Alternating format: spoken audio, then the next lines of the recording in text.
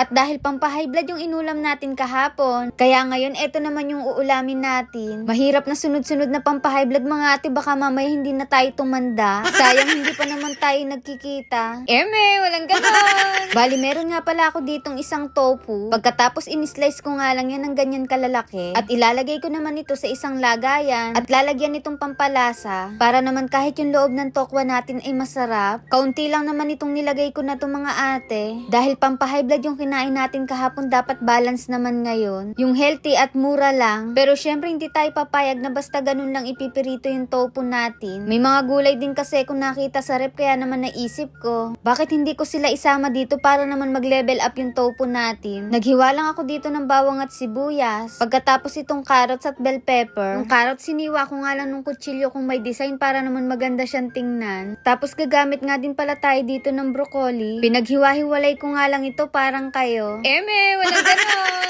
Habang naghihiwa pala ako kanina mga ate, nagpakulo na ako dito ng tubig at nung kumukulo na, ay binlunch ko na nga dito yung mga broccoli. Pagkatapos sinango ko na rin at binabad ko nga dito sa malamig na tubig. After nun nagsalang na ako ng pan at nagpainit na rin ako ng medyo maraming mantika. At nung uminit na nga, ipinirito ko na nga rin itong mga tokwa. Sa pagpirito ko sa tokwa mga ate, ganitong luto lang gusto ko, yung medyo may puti-puti pa. Gusto ko kasi yung nalalasahan ko pa yung tokwa. Tsaka kapag toasted ay dry na siya. Dito sa same pan, tinanggalan ko lang yan ng mantika. Pagkatapos naglagay na ako dyan ng butter. Ay margarine lang pala yan. Tapos iginisa ko na nga dito yung bawang at sibuyas. Nung lumabas naman na yung aroma, naglagay na ako dito ng mushroom. Tapos pinagpatuloy ko nga lang silang gisa-gisahin. At makalipas ang 2 minutong paggigisa, ito't inilagay ko na nga dito yung mga carrots na hiniwa ko. Matigas kasi ito mga ate, kaya ito yung una nating inilagay. Nagpatak lang ako dito ng patis. Sabay tinakpan ko para kahit papano lumambot na nga itong carrots. Yung medyo paluto na nga yung carrots, inilagay ko na nga dito yung bell pepper. Pagkatapos titimplahan na nga rin natin ito ng mga pampalasa. Simpleng pampalasa lang na may ilalagay natin dito. Oyster sauce, pamintang duwog-duwog, at yung natirang seasoning nung nilagay natin doon sa may tofu. Minix-mix ko lang yan, pagkatapos inihalo ko na nga dito yung tofu.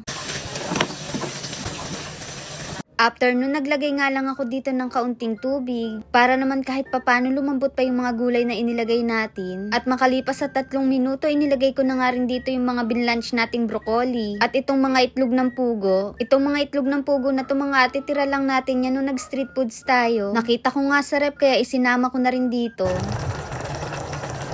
At eto na nga yung ulam natin ngayon mga ate. Grabe kung maaamoy nyo lang yan, ang bango talaga. At kita nyo naman, itsura pa lang, ang sarap na. Ito nga luto na to mga ate, pwede nyo na nga rin iluto sa mga handaan. So paano mga ate, tara kain tayo. At unang kagat, first bite. Ang sarap. O diba, masarap na, healthy pa. Medyo healthy lang pala dahil meron nga rin pala itong itlog ng pugo na nakakataas ng high blood. Feeling ko nga mga ate, lulutuin ko nga ito sa Noche Buena namin. Kasi ang sarap niya talaga at healthy pa. Kaya kung nagke-crave din kayo sa tofu, ganitong luto na lang din yung gawin nyo. Pwede nyo nga rin siya pamalit sa beef. Nagustuhan nga rin ito ni Ate Kat nyo. At na-enjoy na naman nga namin yung pagkain. Kaya ayun, craving certified na naman yung mag-ate.